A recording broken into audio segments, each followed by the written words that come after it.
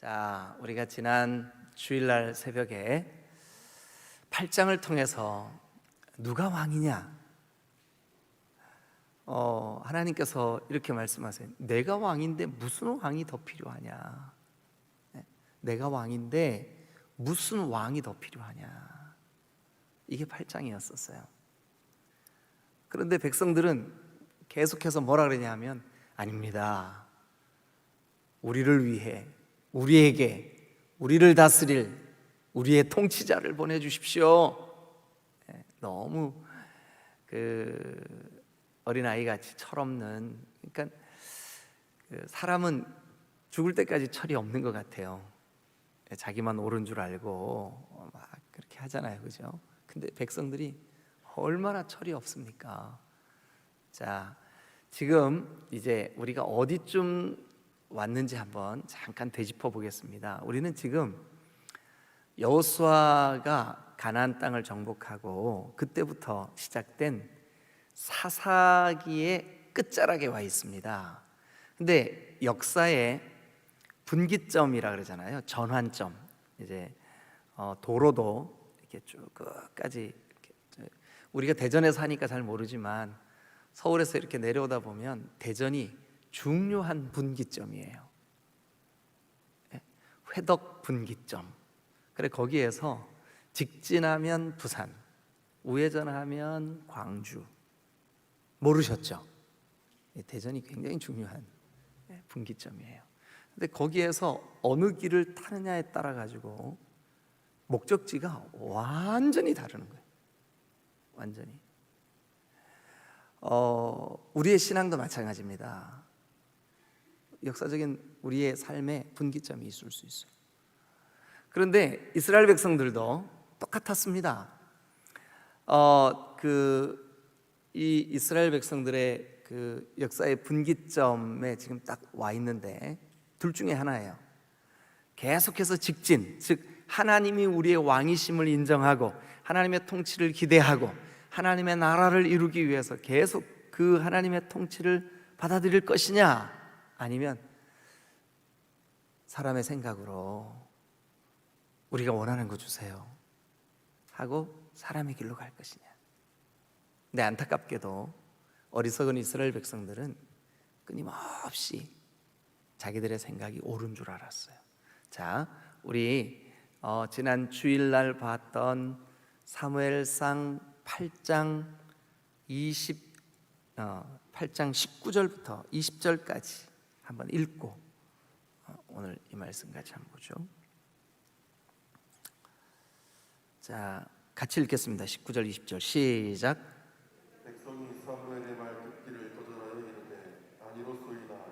우리도 우리 왕이 있어야 하리니 우리도 다른 나라들 같이 되어 우리의 왕이 우리를 다스리며 우리 앞에 나아가서 우리의 싸움을 싸워야 할 것입니다 하는지라. 거기에 우리가 몇 번 나와요? 우리 동그라미 한번 쳐보세요. 몇 번 나와요? 7번. 7번. 우리. 예. 자, 이제 그렇게 하나님은 아니다. 내가 너희들의 왕이다. 백성들은 아닙니다. 우리에게 왕이 있어야 되겠습니다. 우리도 주변 나라들처럼 우리를 다스리는 우리 앞에 나가서 우리를 대신하여 싸울 우리의 왕이 필요합니다. 이제 이렇게 요구하죠. 자, 그러면 이제 오늘 어떤 장면이 기다리고 있나 한번 보세요. 역사적인 그 분기점에, 그러니까 이제 그 동안은 소펫 사사들에 의해서 통치되었던 사사 시대. 그러니까 그때는 사사들이 그 하나님의 종으로서의 역할을 했어요. 그런데 이제는 왕이 본격적으로 왕의 그 제도, 중앙 집권적인 왕의 그 왕권을 세우는 왕제도, 그 제도를 달라고 이제 백성들이 부르짖는데, 자, 여기 이제 사무엘상 9장에 이제 어떤 장면이 나오나 한번 보죠. 자, 우리가 4절까지만 읽고 제가 말씀을 오늘 좀 진행을 할게요. 4절까지 제가 한 절 여러분 한 절.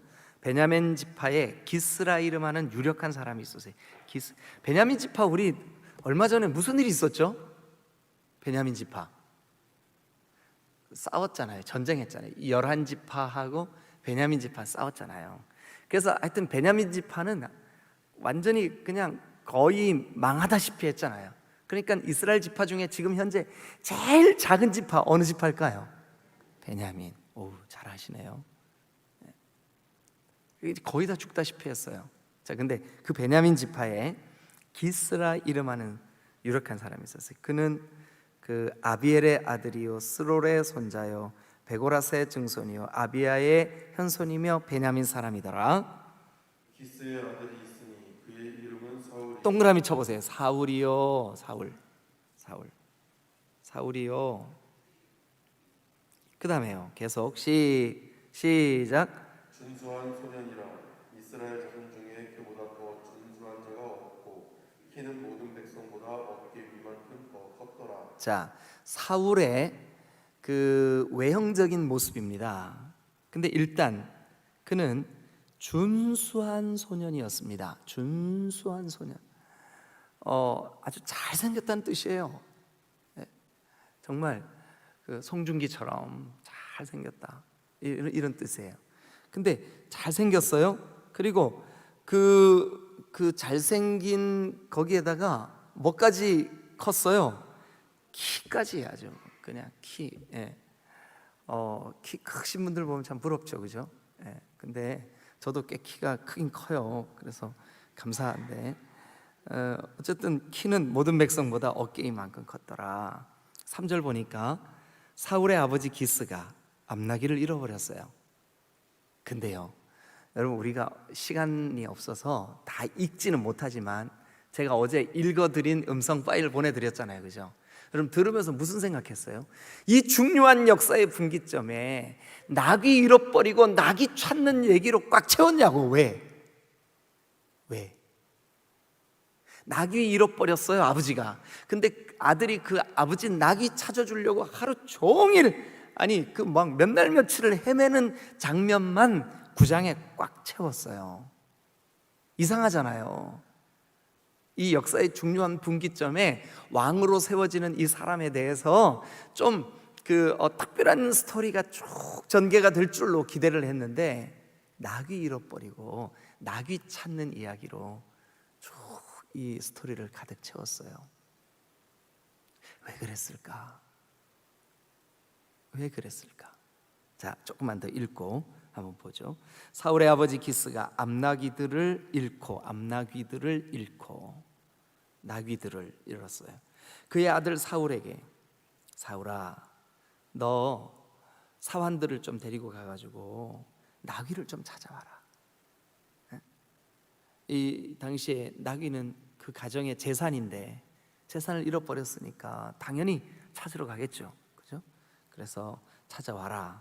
자, 4절 시작. 그가 에브라임 산지와 살리사 땅으로 두루 다녀 보았으나 찾지 못하고 사알림 땅으로 두루 다녀 보았으나 그곳에는 없었고 베냐민 사람의 땅으로 두루 다녀 보았으나 찾지 못하니라. 자, 일단 우리는 제가 이제 한 두세 가지만 중요한 정보를 먼저 여러분들한테 드리고 이 본문을 같이 나눠야 될 필요가 있어요. 자, 일단 보세요. 8장에서 아까 이스라엘 백성들의 어리석은 태도는 우리를 다스릴 우리의 왕, 우리보다 앞서 나가서 전쟁을 치르고 우리의 대표가 되고 우리 왕을 주세요. 그러니까 이 이스라엘 백성들의 이 태도는 뭐냐 하면, 하나님의 통치 필요 없습니다. 우리가 알아서 할 테니까 우리에게 맡겨주세요. 그러니까 이 말은 하나님의 통치를 거부하는 거예요. 하나님의 통치 없어도 우리 살 수 있습니다. 하나님이 얼마나 기가 막히겠어요. 지금까지 애굽에서 출애굽 시켜가지고 광야에서 구름기둥 불기둥으로 보호하고 지키고 만나를 먹이고 메추라기를 먹이고 여기까지 와서 요단강물 멈추게 하고 가나안을 정복하게 하고 이기게 하고 여리고 그냥 무너뜨려 주시고 이렇게 지금까지 한 걸음 한 걸음 다 인도해 주셨는데 이제 와가지고 하나님 필요 없습니다. 우리가 알아서 할 테니까 하나님 그냥 가만히 계세요. 근데요, 이게 오늘을 사는 우리의 태도랑 똑같다는 거 아세요? 우리의 태도랑 똑같아요. 그러나 여러분, 하나님은 어떤 분이신가 한번 보시죠. 인간의 마음은 그런데 하나님은 어떤 분이신가? 16절, 9장 16절 9장 16절 같이 읽으세요. 시작. 내일 이맘때에 내가 베냐민 땅에서 한 사람을 내게로 보내리니 너는 그에게 기름을 부어 내 백성 이스라엘의 지도자로 삼으라. 내 백성 동그라미 한번 쳐보세요. 또 계속 읽으세요. 그가 내 백성을 블레셋 사람들의 손에서 구원하리라. 또 내 백성, 그가 내 백성을 구원하리라. 또요. 내 백성의 부르짖음이 내게 상달되었으므로 내가 그들을 돌보았노라 하셨더니. 네, 내가 그들을 돌보았노라. 밑줄 그어보세요. 여러분, 이게 하나님 아버지의 마음이에요. 백성들은 우리가 알아서 할게요. 우리 그냥 내버려 두세요. 우리끼리 우리가 알아서 이런데요. 하나님은요, 내 백성의 그 부르짖음이 나에게 상달되었어. 그들의 안타까움이, 내 백성들 안쓰러움이 내게 상달되었으니 내가 내 백성 이스라엘의 지도자를 내가 보내줄게. 그러면 하나님의 이 안타깝고 안쓰러운 마음, 여러분, 미국에서 실제로 있었던 이야기입니다. 로라라고 하는 딸아이가 청소년인데 범사에 엄마 아빠한테 불만이 많아요. 로라. 이 로라가 어느 날 엄마에게 쪽지 하나 딱 남겨놓고 가출했어요. 나를 찾지 마세요. 이제부터 내 마음대로 살게요. 로라가 이제 가출을 했는데 엄마 아빠가 얼마나 걱정이 되고 막 불쌍하기도 하고, 우리가 뭘 잘못해가지고 저 아이가 저럴까, 막 너무 속이 상했어요. 그래서 막 그냥 미친 사람처럼 딸을 찾아다니기 시작했어요. 그러던 어느 날 이 로라의 부모에게 로라를 봤다는 사람이 전해준 이야기. 로스앤젤레스의 어느 한 지역에서 로라가 몸을 파는 창녀가 됐다는 이야기를 들어요. 엄마의 가슴이 얼마나 아팠을까요? 그래서 이제 물어물어 LA에 갔는데 막상 도착하고 보니까 로스앤젤레스가 얼마나 크고 넓은 도시입니까? 지역 자체가 얼마나 넓습니까? 찾을 수가 없는 거예요. 그래서 부부가 허름한 여관을 잡고 그곳에서 딸 때문에 딸을 찾아 거기까지 온 거예요. 그래 이제 아내가 제안을 합니다. 여보, 이렇게 찾다가는 도저히 찾을 수가 없을 것 같아. 우리가 전단지를 만듭시다. 우리가 가지고 있는 딸의 사진을 넣고 이 딸을 본 사람들은 좀 얘기해 주세요. 이 딸을 찾고 있습니다. 아버지가 한숨을 쉬고 말없이 이 고민 저 고민 하더니 고개를 가로가로 이렇게 지어오면서 여보, 그건 아닌 것 같아. 딸아이의 얼굴이 전단지로 다 알려지면 우리 딸 몸 팔고 있다는데 얼마나 부끄럽겠어. 우리에게 올 수 있을까? 그러지 맙시다. 부부가 그럼 어떻게 하면 좋을까? 이 부부에게 좋은 아이디어가 생각이 났어요. 엄마의 얼굴을 전단지에 넣기로 했어요. 이 엄마가 잃어버린 딸을 애타게 찾고 있다.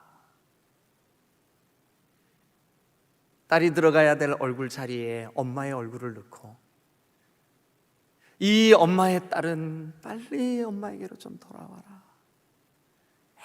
애타게 찾고 있다. 그래서 엄마의 얼굴을 전단지에 넣고 딸을 찾고 있는 엄마입니다. 딸이 그날도 술과 마약에 거의 몽롱한 상태에서 몸을 팔고 새벽녘에 막 퇴근을 하려고 하는데 저쪽에 있는 주유소 쪽에서 바람이 이렇게 불어 자기 앞을 지나가는데 종이 한 장이 펄럭펄럭펄럭. 술 기운에 보니까 자기 엄마 얼굴인 거예요. 그런데 그 밑에 이 엄마가 잃어버린 딸을 애타게 찾고 있다. 몽롱하지만 엄마의 사랑이 느껴졌어요. 자기가 부끄러울까 봐 자기 얼굴을 넣지 않고 엄마 얼굴을 넣어서 자기를 찾고 있는 엄마의 심정이 깊이 느껴졌어요. 그 자리에 주저앉아서 엄마, 내가 잘못했어요. 그 밑에 엄마 아빠가 딸을 찾기 위해서 주소를 넣어놨는데 놀랍게도 그 주소가 로스앤젤레스. 딸아이는 아직 날도 채 밝지 않은 그 새벽 미명에 그 주소지를 가지고 찾아가기 시작합니다. 갔더니 허름한 여관에서 엄마 아빠가 집을 떠나 자기를 찾으려고 거기 와 계시는 거예요. 문 앞에 주저앉아 한참을 울었습니다. 여러분, 이게 하나님의 마음이에요.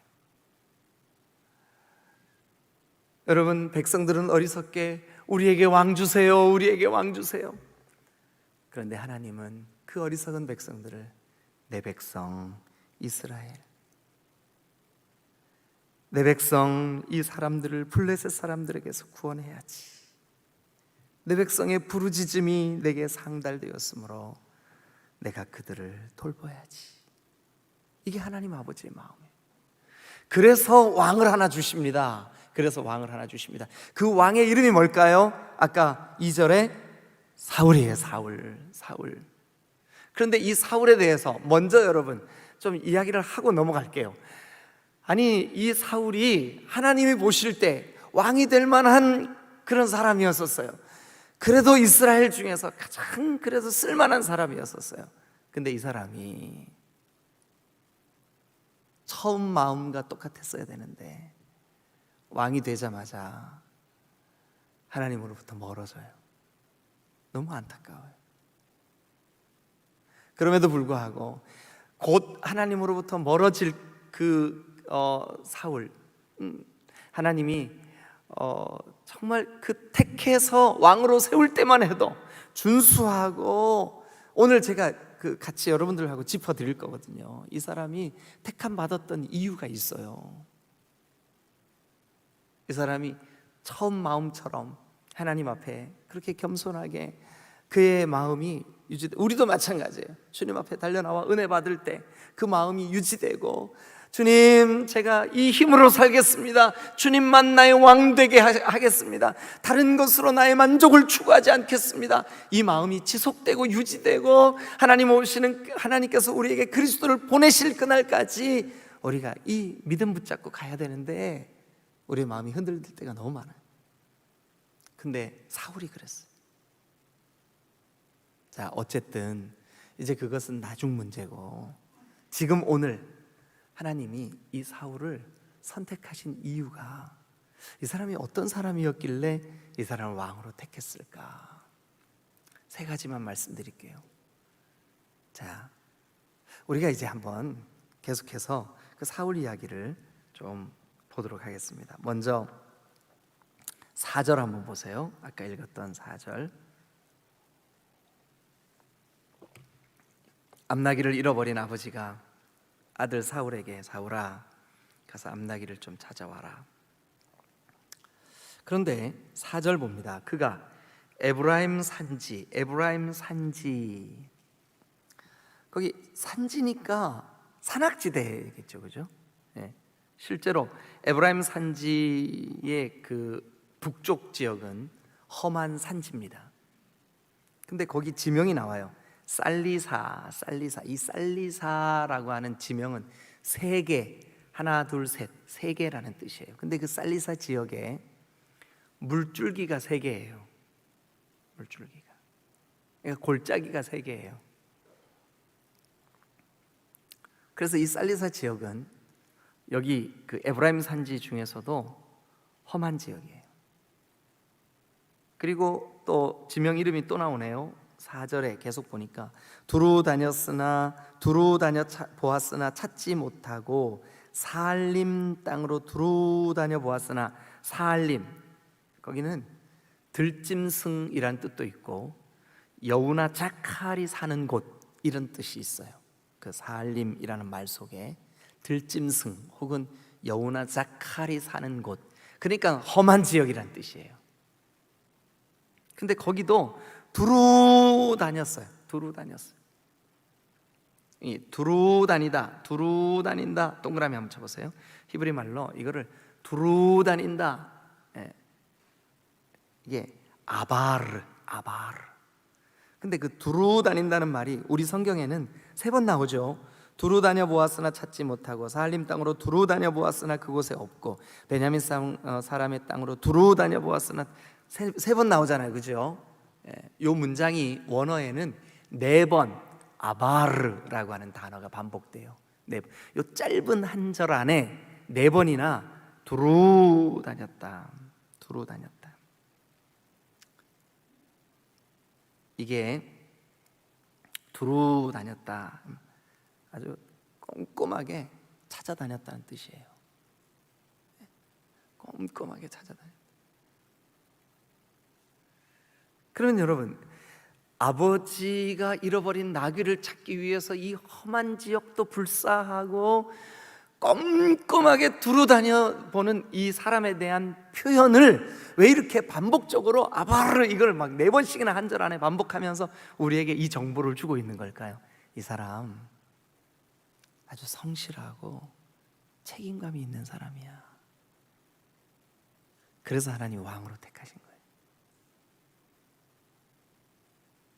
여러분, 물론 우리는 다 알아요. 나중에 이 사울이 마음이 하나님으로부터 멀어지고 교만해지고 그럴 줄 알아요. 그러나 지금 하나님이 그를 왕으로 택할 때에는 그는, 여러분 여기 보니까 책임감을 가진 성실한 사람이었다는 것을 알 수가 있어요. 오늘 지금 우리도 하나님 앞에서 여러분 환경이나 조건이나 여러 가지 우리에게 그 마음을 빼앗는 많은 일들이 있어요. 그럼에도 불구하고 우리의 중심은 하나님을 향하여 성실함을 유지해야 될 줄로 믿습니다. 하나님 그럴 때 그런 사람을 역사의 분기점에 쓰신다는 거죠. 자, 그 다음에 두 번째, 이제 그 5절 말씀부터 보면 그들이, 그러니까 이제 사울과 사환들이 숙당에 이른 때에 사울이, 우리가 집을 나온 지 벌써 며칠 지났어. 사환에게 이렇게 말해. 돌아가자. 우리 아버지가 암나기 생각, 나귀들은 고사하고 우리 때문에 걱정하시겠다. 우리 아들 어떻게 됐을까?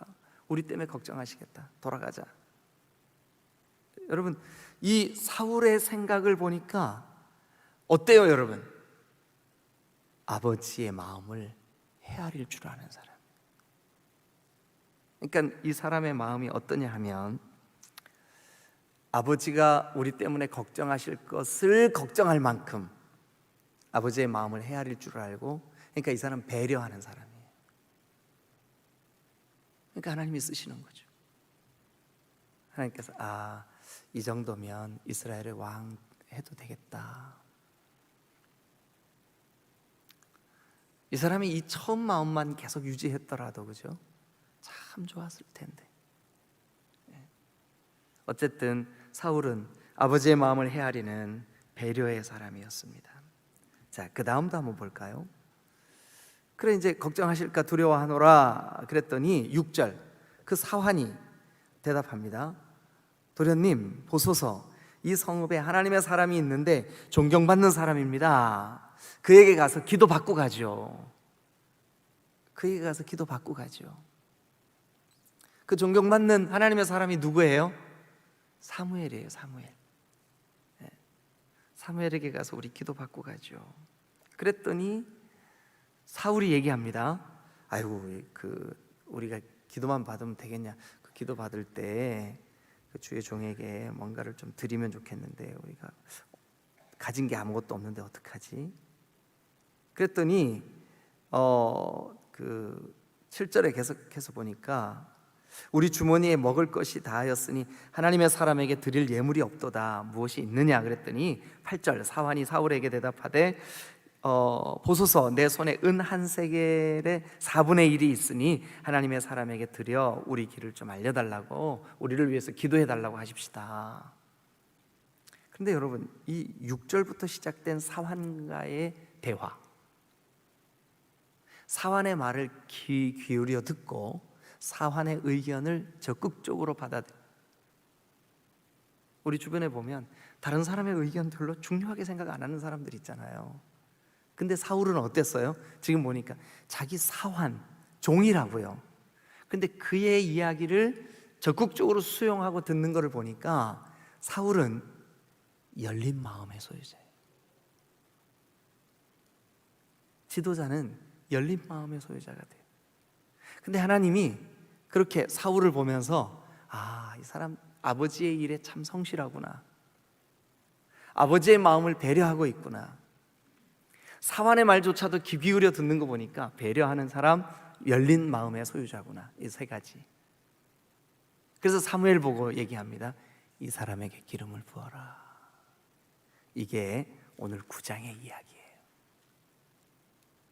물론 여러분, 나중에 사울의 마음이 하나님으로부터 멀어지고 교만해지고 그가 이 왕권을 가지고 자기의 권력을 탐하고 시기하고 질투하는 사람이 돼서 결국 하나님께 버림을 받게 되지만, 처음 그가 하나님께 택함을 받을 때는 최소한 어떤 사람이었느냐? 성실한 사람, 다른 사람을 배려할 줄 아는 사람, 열린 마음의 사람, 그런 사람이었었어요. 그래서 그 사람을 하나님께서 왕으로 택하라고 사무엘에게 알려주십니다. 여러분, 우리가 변치 않고 지속적으로 이 마음을 유지할 수 있는 하나님의 사람이 되기 위하여 하나님 나에게도 성실한 마음, 다른 사람을 배려할 수 있는 마음, 열린 마음 저에게도 주시고 그 마음으로 하나님과 늘 동행하게 해주세요. 그렇게 할 때 여러분들을 통해서 목장이 부흥될 줄로 믿습니다. 여러분들을 통해서 주변 사람들이 품어질 줄로 믿습니다. 그런 사람을 통해서 역사의 분기점에 하나님이 쓰시는 놀라운 일이 있게 될 줄로 믿습니다. 여러분, 우리가 디딤돌 교회가 이제 50세로 성숙했습니다. 자라났습니다. 이제는 더 성숙의 길로 나아가야 될 줄로 믿습니다. 그러기 위해 오늘 하나님이 왜 이 역사의 중요한 분기점, 왕을 택해 주셔야 하는 그 분기점에 사울을 택한 이유가 뭘까? 그거 보여주시려고 오늘 나귀 잃어버린 이야기, 나귀 찾는 이야기, 그러다가 사무엘 만나는 이야기, 그 이야기로 가득 채웠어요, 이 9장을. 그래서 여러분, 우리의 삶에 하나님, 오늘 아침 이렇게 기도하세요. 제가 하나님이 쓰실 만한 그런 마음의 소유자가 되게 해주세요 하고 기도하시는 여러분 되시기를 주님의 이름으로 축원합니다. 할렐루야. 기도하시겠습니다.